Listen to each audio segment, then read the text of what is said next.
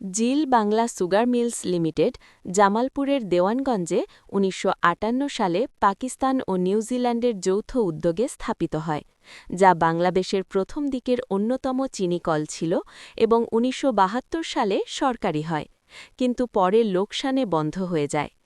বর্তমানে এটি বাংলাদেশ চিনি ও খাদ্য শিল্প কর্পোরেশনের অধীনে একটি ঐতিহ্যবাহী প্রতিষ্ঠান হিসাবে পরিচিত, যা চিনি উৎপাদন ছাড়াও চিটাগুড়, ব্যাগাস ও জৈব সার উৎপাদন করত।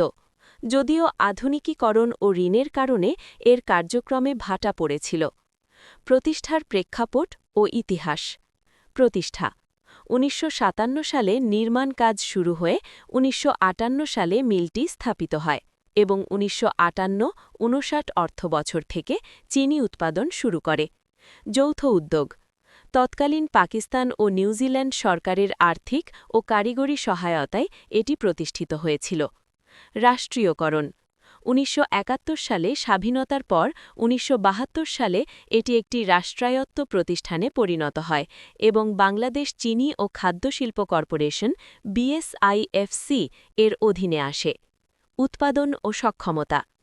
আখ মাড়াই ক্ষমতা ১০১৬ মেট্রিক টন। চিনি উৎপাদন ক্ষমতা ১০,১৫০ মেট্রিক টন আনুমানিক। অন্যান্য পণ্য